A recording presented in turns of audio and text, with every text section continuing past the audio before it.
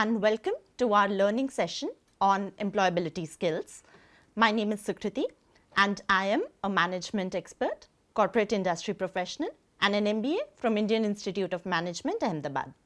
Today, I will be taking you through a session on communication and etiquette for in-person and phone conversations. Firstly, what is communication? The process of exchanging ideas, feelings, opinions, information or emotions between two or more people is referred to as communication. It is the bridge that connects people and allows them to transmission and share their ideas between individuals or within an organization. Looking at a formal definition, we see that communication is essentially the ability of a person to make contact with other people and make their beliefs or ideas understood. Let us quickly go through the process of communication, and as you can see, it has various elements. At the two ends, there are the two parties, the sender and the receiver. The sender is the person that sends or delivers any kind of message or information. That message is the actual information being conveyed, and the process through which the sender transforms the thoughts into a message is called as encoding. This is done by either typing out the message, speaking it orally, etc. The medium through which we transfer that message is called as the channel. For example, it could be in person, sending an email, sending a text message, etc. The receiver is the person who receives, interprets and understands that information, and the process through which this interpretation or understanding happens is called as decoding. For example, the receiver may be reading a message. That process of reading is decoding. Then we have feedback. Communication is a two-way process. That is, it does not just go from a sender to receiver. The receiver, after interpreting, also shares some kind of response which allows the sender to understand that the message has been received, understood, and then the sender can take any follow-up action. This is called as feedback. In the middle of all this, there is noise and the environment. Let us understand the environment. It is actually the physical and the psychological settings within which the process of communication takes place. For example, it could be the location, it could be the comfort, the mood, or the interpersonal relations between the senders and receivers, which also impact communication. Giving an example, the location might be for an in-person communication, it might be sitting somewhere together or standing somewhere. And for example, for interpersonal relations, maybe that depends on if there's a formal relation or informal relation. There is noise. Any kind of barrier to communication that can cause distraction in the process of encoding or decoding is called as noise. For example, the sender may be under some kind of stress and therefore not able to communicate properly. That becomes a noise. What is an effective communication? To make sure that what message or thought or information that you're conveying, that is understood clearly in its all right intents and purposes by the receiver, that becomes an effective communication. For any communication to be effective, the sender must share a clear, crisp understanding of the message via the right channel that can be interpreted by the receiver, and it is also necessary that receiver understands the message in its right and true purpose and form. After a process of effective communication is complete, there will be no gaps, misunderstandings, doubts or confusions between both the parties involved. And the outcome of an effective communication is that there is mutual understanding between all the parties. Let us look at the 7 elements of effective communication one by one. First is clarity. That means having clear and concise message without any kind of jargon or technical terms that the receiver may not be aware of. That is called as clarity. Second element is accuracy. Giving message or information that is factually correct and therefore leaves no room for doubts or misinterpretations is called as accuracy. So in simple terms, it means giving the right information. Third important aspect is active listening. Paying attention and listening carefully without any kind of distractions to the message is called as active listening. Fourth element is having empathy. You must have an understanding and respect for the receiver's emotions, moods, values, backgrounds and perspective in order to build a good rapport. Then we have appropriate medium. Choosing the right channel, for example, face-to-face or a phone call or sending an email is as per the need of the situation is very important for effective communication. For example, if you have a short news that is to be delivered and is very crucial or important, you might choose an face-to-face or in-person meeting. Or if you have a big piece of update that goes out to several people all at once with a lot of information, you might send an email, and that will be the best way. Then sixth element is feedback. Like we discussed, communication is a two-way process, and therefore sending feedback and receiving and seeking that kind of feedback is important so that to understand that the receiver has completely understood the message in the right manner, and therefore if that has not happened, making any adjustments. And the last seventh element of effective communication is non-verbal cues. Being very mindful of the non-verbal cues you give out, like what kind of body language you have, what kind of hand gestures, facial expressions you have, etc., is very important so as to not create any confusion. For example, if someone is telling you a good news and you are frowning or angry, that might create confusion, or smiling at a bad news will give a wrong signal. An effective communication is very important to make sure that the message you are sending out is received in the right manner as you intend to. There are several benefits of being an effective communicator. Firstly, it builds strong relationships. Having good and open communication without any kind of misunderstandings creates empathy and better understanding between individuals. Second, it improves productivity. When things are communicated properly, there are less misunderstandings or confusions, which reduces the errors, helping the tasks to get completed properly and therefore improving the productivity in any organization. Third, it eases problem solving.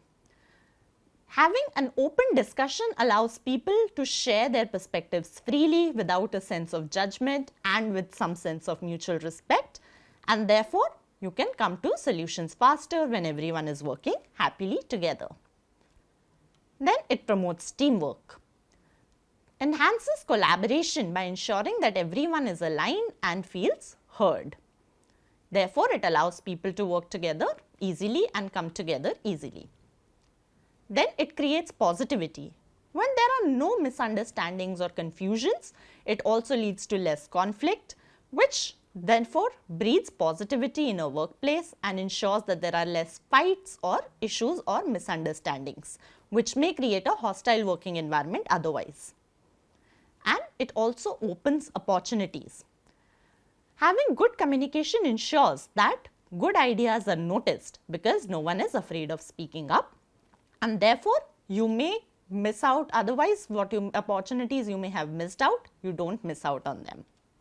When we look at types of communication, there are four major types: verbal, written, non-verbal and visual. Let us understand them. Verbal communication is when you use speech to convey your information and ideas. For example, talking in person or talking over a phone, or even giving out a speech in a presentation or a conference. Second is written communication, wherein you use some kind of text or languages or printing symbols or emojis, etc., to communicate your information. Examples are sending out a text message, emails, or even printing out a brochure or pamphlet and distributing it, or books. Then we have non-verbal communication. Not everything is said or spoken or written directly. Sometimes things are implied via gestures or body language or facial expressions, which also give out a lot of important information and context. This is called as non-verbal communication. For example, Maybe after receiving certain news, you smile, which shows your approval. Or after hearing some news, you have a frown on your face, which shows that you have some confusion or doubt regarding that piece of information. And lastly, we have visual communication, which is our method of communicating information via using diagrams or charts or photographs. An example is, in a meeting you often show charts to represent some kind of data point like number of patients that have visited in the last year. Now let us deep dive into one major way of communicating, which is in-person communication. When you meet and talk face to face, that is called in-person communication, and that is the most direct and natural form of communication that there is. Mastering this mode is very important as it often forms the crucial first impressions, which can be hard to change later. This mode allows for getting an immediate feedback because you're directly in front of the person, and therefore whatever kind of expressions, tones or body language they make after hearing the message give you the immediate feedback on how they are receiving the message. And therefore you can also adjust your message directly. For example, if you're talking to someone and you see them looking confused, you can ask them a follow-up question or you can explain better. Now, when you share something like a written communication, like send out an email, response time can have a lag. For example, the person may read the email and choose to reply maybe within minutes, maybe hours, or maybe even days. But unlike those kind of methods, in a face-to-face communication, there is an immediate response. Even other forms of verbal communication, like having a phone call, may have some lag due to network issues, but this is the most direct method. There are two elements to this form of communication, verbal and non-verbal elements. The verbal elements are what are the choice of words you have, what kind of tone and pace of speech you use, asking the right questions, etc. And non-verbal elements are what kind of gestures you make, facial expressions you have, eye contact you have, etc. Now, I want you to think back to when you had an in-person communication. How does it work? You decide a time and place to meet someone. You show up on time to show respect and reliability and punctuality. You greet the person warmly, either with a hello or a handshake. Then you settle comfortably and then you talk and listen actively and without distractions. And lastly, you conclude politely, thank them for their time and wish them goodbye. Let us look at what are some etiquettes that you must follow while having an in-person conversation. First, let's look at the verbal etiquettes to keep in mind while you are speaking. First is you must use the right language.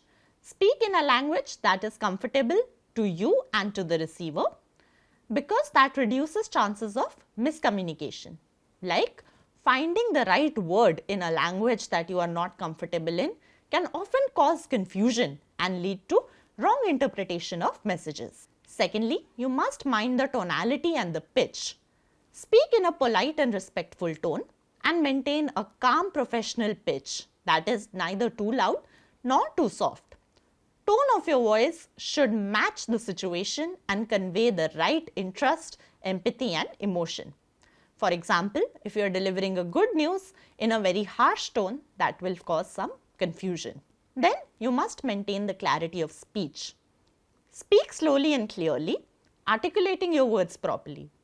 Don't try to rush all the sentences or mumble your words, because that can make your message difficult to understand and it is difficult for the receiver to follow what you are speaking.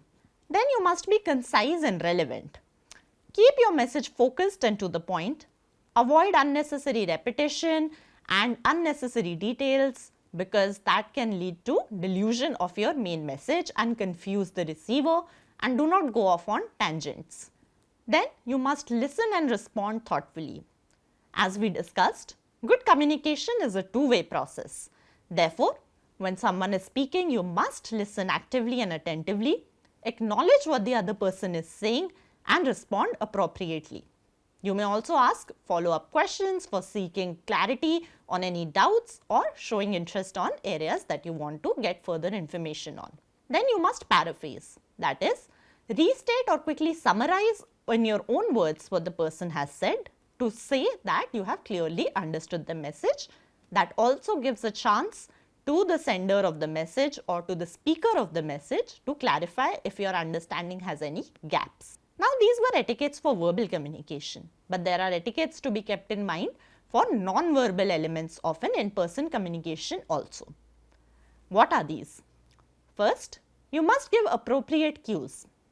Using gestures like nodding, smiling or maintaining good eye contact and attentive expression are quite important because these give good feedback to the speaker of the message that you are engaged and you are understanding what the person is saying. Practice active listening. Don't just listen passively. Make sure that your body language conveys that you are attended and focused on the conversation. For this, you can slightly lean forward and maintain an open expression. Then you must maintain good eye contact.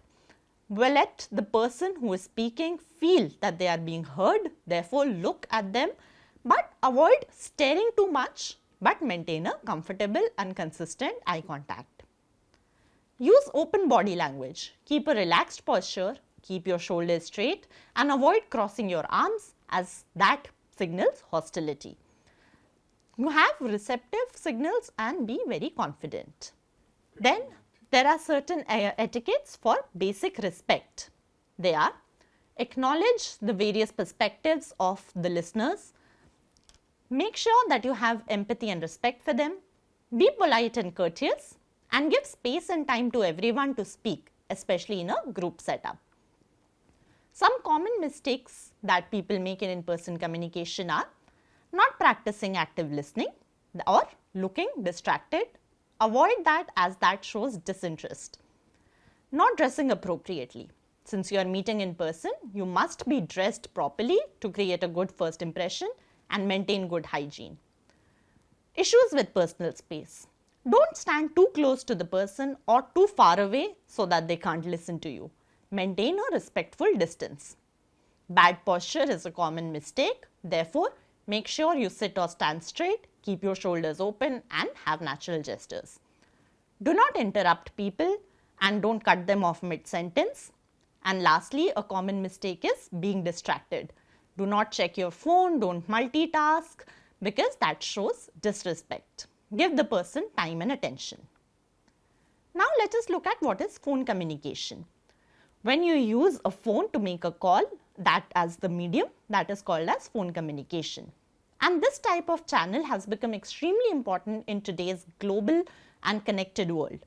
For example, today, sitting somewhere, you can talk to a professional or expert sitting far away on a phone, consult a doctor, practice work from home, or even reach out to a friend sitting in your hometown. In this form of communication, the receiver of the message is not in front of you. Therefore, you cannot access their body language or facial gestures to get feedback. Thus, maintaining good voice and tonality becomes very important. There are verbal and non-verbal elements in this communication.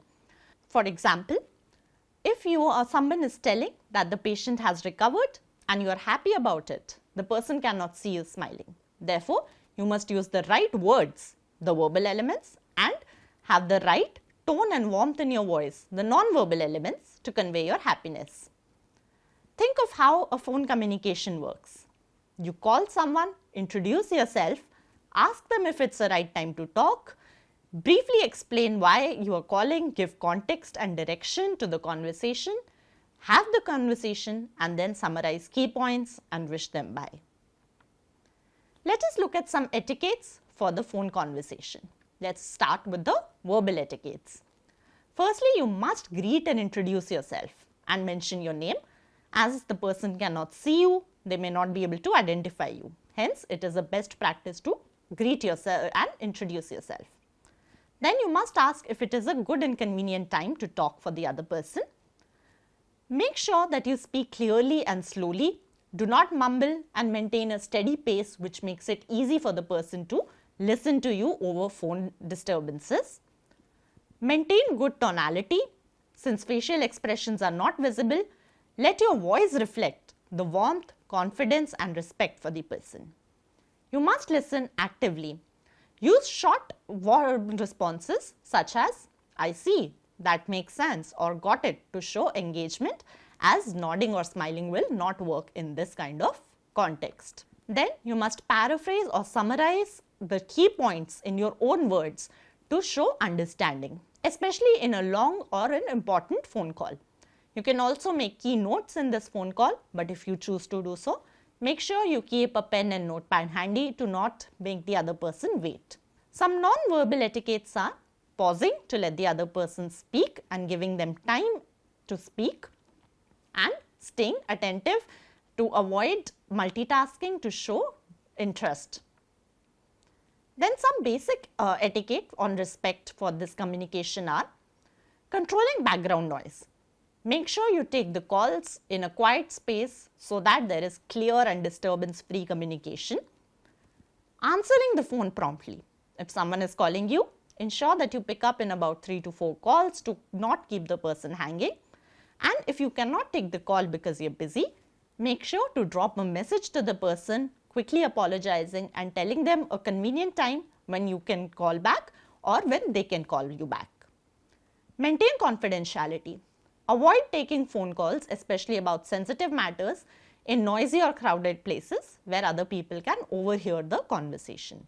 Now let us look at what are some mistakes that people commonly make in having a phone conversation and how we can avoid them. First is speaking too fast or very unclearly. In this kind of method, there may be some distortion because of network issues, and therefore it may become difficult for the receiver to listen to your message. Thus, it becomes particularly important to speak properly, slowly, and to check in time to time that the person is following what you are saying.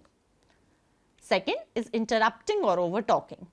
Wait for the person to finish and then start speaking, and use small pauses before you reply. Third is sounding disinterested or rude. Make sure to keep your tone warm and your tone respectful. Calling at inconvenient times is another common mistake.